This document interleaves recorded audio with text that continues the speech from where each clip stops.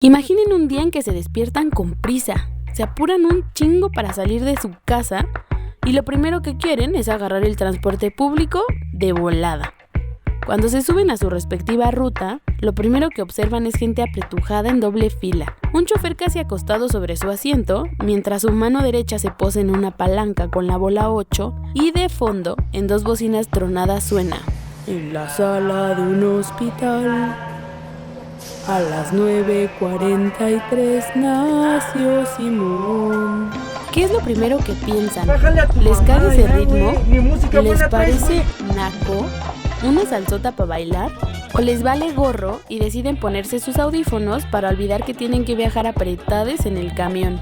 Yo me tardé mucho en reconocer que prefería ir escuchando esas rolas antes que pretender que no me gustaban, y decidí abordar una de esas preguntas que me quitan el sueño. ¿Por qué este ritmo ha sido tan importante para el mundo y qué fregados tiene que ver con la gente de a pie, los melómanos empedernidos y los bailarines de congreso?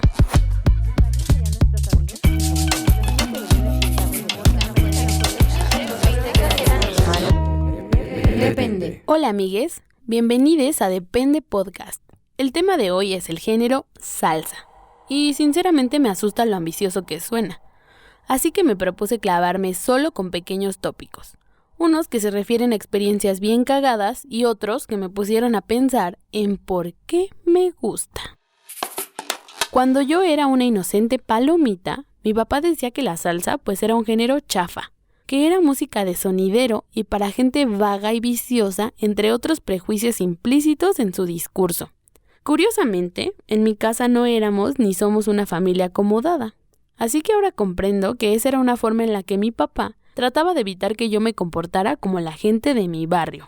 No obstante, mi abuelita, con quien pasaba las tardes viendo telenovelas, si de casualidad no prendía la tele, entonces sintonizaba en la radio Sabrosita 100.9 de FM, que me dotó de un amplio repertorio para llegar con todo a las fiestas de los fines de semana. Porque allá donde crecí, un municipio de Atizapán muy alejado de la urbe, era cotidiano cerrar las calles para celebrar bodorrios, bautizos, 15 años o primeras comuniones con un sonido para gozar la fiesta. Yo tuve la suerte de contar con un tío Juan que me llevaba al baile. Mi tío era un experto en baile callejero y solía ser cotizado por sus coreografías. En compañía de mis primos, me llevaba a escondidas para ver bailar a media colonia al ritmo de la salsa, la cumbia y la guaracha. Ahí aprendí que bailar era otro rollo, que entre luces, humo y ruido, la calle era otra.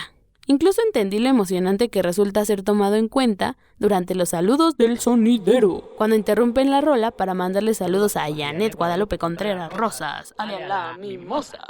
Con el tiempo nos mudamos. Mi familia dejó de vivir en un lugar marginado y llegamos a una colonia de Tlalnepantla, llamada Reyes Iztacala, que según era menos peor. En aquella colonia solíamos ser aspiracionales. Ya saben, lo nuestro era actuar como si a todo nuestro alrededor no hubiera pobreza. Y con nuestra llegada a Reyes Iztacala, las fiestas sonideras desaparecieron de mi vida. Yo había decidido olvidarlo, y ahora recuerdo con nostalgia mis días en Atizapán. Incluso recuerdo que lloré un montón cuando no me dejaron ir con mi tío a Tepito porque era la fiesta del mercado. Y yo pues quería ir a cotorrear y a ver a los tepiteños bailando. Años después, me tragué el cuento de mi papá. Elegí ser clasista, banda. Elegí pensar que la salsa era para ñeros y que estaba mal hecha. Incluso cuando pasé por el pedo juvenil en que la música que escuchas prácticamente define quién eres. Y me esforzaba porque me definieran los Strokes, los Arctic Monkeys y Coldplay. Por lo que decidí dejar las rolas que me hacían mover los pies solo para las fiestas. Las cosas comenzaron a cambiar cuando el vato que me gustaba en plan de mamador me dijo que era bien salserote y que a él le gustaba la salsa dura y brava, no las canciones románticas de estilo pasa y siéntate, tranquilízate, al fin ya estás aquí, ¿qué más te da? Al pasar más tiempo con él, me di cuenta que tenía algunas cosas en común con mi mamá. Hoy solo voy a contarles que crecieron en el mismo barrio, y gracias a las pláticas que nos aventamos, me di cuenta de que el lugar y la forma de fiestear de mi jefa y mis tíos ya había sido digna de crónicas de baile y de exceso, y que mi familia de veras estaba permeada por ello. En parte por eso me animé a dar este chapuzón, pero también porque me entró la curiosidad de que la gente de mi calaña, los que romantizamos mucho el barrio, nos agarramos de las cosas que le gustan a los marginados para hablar de nosotros, aun cuando a mí se me dijo que no me podía gustar, y siempre siento que me cuezo aparte de los olvidados. La salsa tiene sus propias complicaciones, orígenes y evolución. Tiene su lado sociopolítico, económico, erótico, divertido y latino, que protesta constantemente y busca diferenciarse frente a lo que no somos. Algunos autores señalan que su origen es mítico y que distintas comunidades latinas buscan apañarse el surgimiento, aunque entre los primeros en levantar la mano están los cubanos, los boricuas y los colombianos. Más allá de su origen, lo que a mí me trae del género es lo mucho que ha cambiado con el tiempo y la forma en que se ha convertido en el modo en que grupos de latinos se identifican. Pienso, por ejemplo, en la relación que hay entre los barrios y la bravura de la gente que los habita, como Juanito Alimaña, un personaje mañoso del universo salsero, que a todo mundo robó la plata y aunque todos vieron, nadie lo delata. Aunque también me gusta la riqueza que tiene el ritmo y la manera compleja en que se ha ido nutriendo de otros.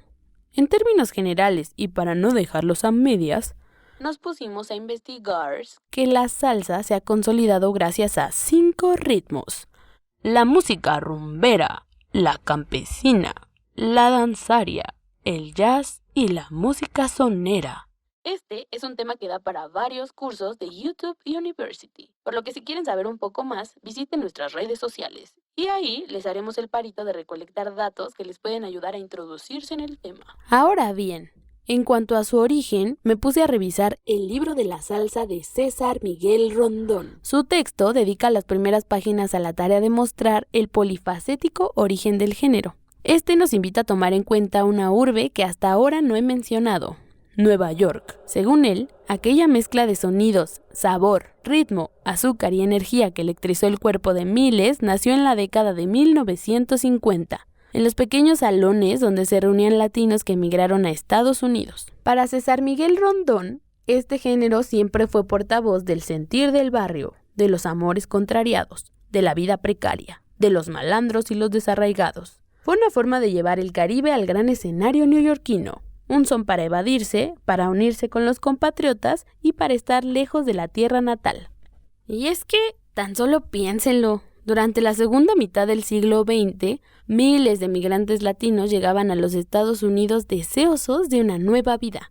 Por ejemplo, entre 1950 y 1955, una cuarta parte de la población puertorriqueña y casi la mitad de su fuerza de trabajo había emigrado. Este tipo de personas son a las que llaman neoyorriqueños.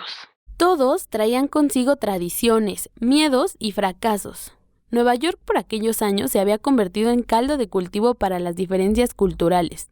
Incluso la Revolución Cubana tuvo repercusiones en el asunto, porque aumentó el flujo de migrantes y el bloqueo económico, político y social que cerró la frontera cubana terminó depositando en la Gran Manzana muchas de sus añoranzas. La producción de boleros y sones cubanos quedó sometida a la experimentación de jóvenes neoyorquinos deseosos de contar su propia historia. Todo esto en medio de la gran oferta cultural y contracultural de una urbe como Nueva York. Allá, los salones de baile y las casas disqueras abrieron sus puertas a músicos latinos que convirtieron a la ciudad en meca contemporánea de toda la música que se pudiera adquirir bajo la etiqueta de latina. La necesidad de presencia cultural y económica de los latinos emigrados halló en la salsa la fortuna suficiente para trascender la frontera latinoamericana y poner a bailar a miles. La salsa fue transformándose gracias a crisis y cambios. En un inicio funcionó como ritmo cargado de jazz.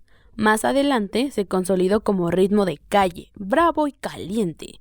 Posteriormente, esta noble expresión cultural pasó a ser un mero producto comercial y poco a poco se eliminaron las diferencias. A veces pareciera que la salsa no es más que un género romántico, razón por la que ha sido altamente criticada. En este último caso, yo pienso que la música se pudo abaratar, sí, pero también continúa dando voz y ritmo a experiencias con las que los humanos sentimos, vivimos y buscamos expresarnos. Si bien no todos los latinos nos identificamos con la salsa, porque a muchos ni les va ni les viene, Lo que es un hecho es que es un género que desde sus orígenes habló de la situación de ciertos sectores populares entre los que se encuentran los barrios de América Latina. Yo, como les dije antes, hace muy poco que comencé a preguntarme por el origen de este género, por sus exponentes y por la forma en que se aceptaba en sociedad a las personas a las que les gustaba. Como en todo género, entre los escuchas y bailadores de salsa hay diversidad. Podemos encontrar a los que son de barril y de clase baja, con su estilo cadencioso y medio tambaleado parecido al de Tintán, aunque también están los que toman clases en alguna academia y cuya motivación para bailar es brillar en los eventos sociales. Otra forma de segmentar a los salseros es separando a los mamadores, personas que parecen no conformarse con la simplicidad en la que aprecian algo, pues siempre pueden especificar alguna característica súper mamastrosa del género. Algunos de mis conocidos, incluso entre los que considero melómanos y mamadores, sin ofender, justifican su gusto por la salsa dada su cercanía al Latin Jazz. Y ya que andamos en esto, debemos decir que durante el siglo XX, la música que se podía bailar y los lugares donde se hacía pertenecían a la gente blanca y adinerada, a quienes, dadas sus costumbres racistas, no les molestaba que los músicos de la comunidad negra interpretaran ritmos similares al jazz.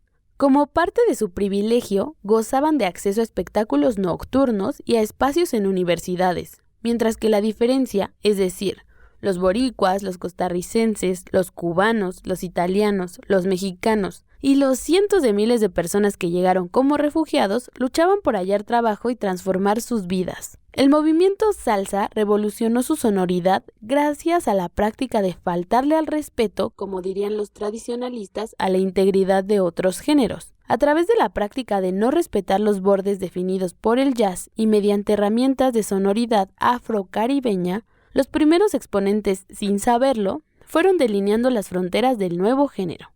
Al final, es difícil determinar si se estaba tocando una guaracha, un son, una rumba o un guaguancó. Tan difícil como identificar cada ingrediente en el sabor de una buena salsa para tacos. Por eso mismo, existe una línea diminuta que separa a los admiradores pretenciosos de la salsa de los que en muchos otros casos la consideran una propuesta más de la música popular.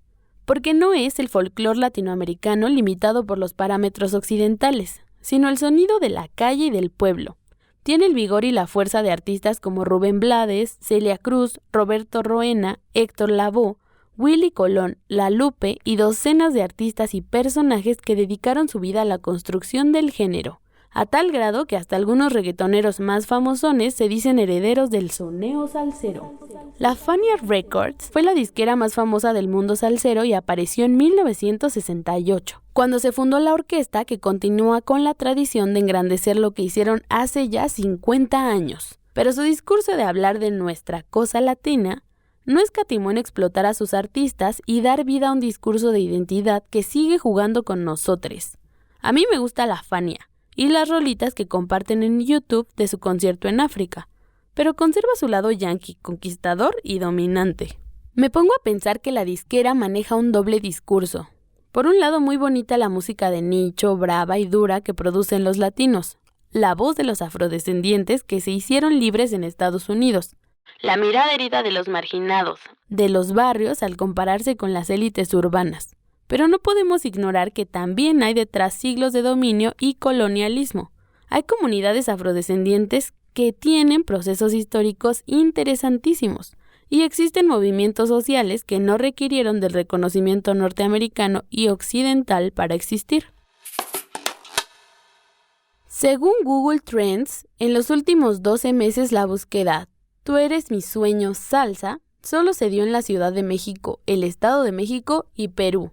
Sueño, tú eres mi sueño, ay que nadie me levante. Me parecía una canción muy popular, pero resulta que solo se escucha en algunas ciudades. Eso significa una cosa: la salsa se sigue produciendo, sí, pero muy probablemente yo la veo enorme, aunque quizá muchos de nosotros ya no la valoramos. Yo, la neta, no estoy en condiciones de decirles que se vuelvan soneras y soneros, pero tengo otras experiencias que compartir con la bandita. Antes de la pandemia, fui a buscar a La Voz de Tepito para acompañar a un conocido que andaba buscando hacer una entrevista tipo Vice acerca del mercado y los cantantes que ambientan los puestos de micheladas. Me sorprendió un chingo darme cuenta de que Tepito sí es un barrio salsero y que yo conservo mi actitud colonizadora de pensar en el barrio como un lugar exótico y de diversión. Con el calor del mercado, lo que sí me cayó muy bien fue la michelada. Y me puse a bailar con el sabor del ritmo de un timbal que amenizó la fiesta callejera. Pero también topé a dones bien puercotes viendo chichis de asistentes, policías corruptos, venta de drogas y piratería. Cosas de las que todos solemos hacernos de la vista gorda porque no somos del barrio. Al poco tiempo de aquella visita, me invitaron a una fiesta en una vecindad frente al mercado de la Lagunilla. Me convencieron diciéndome que estaría lleno de bailadores, entre los cuales destacaba uno al que le dicen el Tirantes, famoso por haber inspirado al comediante Héctor Suárez para la construcción de su personaje en la película Lagunilla mi barrio de 1981. La vecindad estaba reluciente y la gente de la fiesta despampanante. Era el cumpleaños de un diestro bailador de la vecindad. Inmediatamente la gente topó que yo y mis amigos no éramos de ahí, y lo terminé de entender cuando vi la forma en que bailaban. Aquello no era como bailar con tu tío por compromiso, nomás para que te deje de estar jorobando. Ahí la gente gozaba y se comunicaba de manera natural a través de un ritmo que yo apenas entendía. Tepito es un barrio que paradójicamente se ubica en el centro de la ciudad y socioeconómicamente se desarrolla en el margen. Es un barrio fuerte que ha resistido y evolucionado con los violentos cambios urbanos, y que a lo largo de su historia ha albergado a indígenas precolombinos, a mestizos repudiados por los españoles, a negros y a gente pobre. El barrio y los barrios del mundo son espacios de reconocimiento y construcción de identidades sociales. En el caso de Tepito, el fenómeno de la salsa no es una moda pasajera que se justifica con la venta de sudaderas de la Fania. Su identidad está sujeta a la industria cultural y responde a un complejo proceso de identificación que se manifiesta en la apropiación de su música. La identidad de barrio se construye cuando los ricos viven en los centros de la ciudad y los lugares más codiciados. En ese momento se establecen las fronteras geográficas, sociales, económicas y culturales que determinan la construcción de todas esas fronteras en los barrios. Tepito es un barrio que resiste porque los proyectos gubernamentales han deseado transformar el estilo de vida para hacerlo más civilizado, invisibilizando así los problemas que padecen ahí, pensando más en hacer que se vea bonito y se pueda transitar. Pero eso no significa que está bien chingón crecer ahí. Hay valores que buscan integrar su identidad.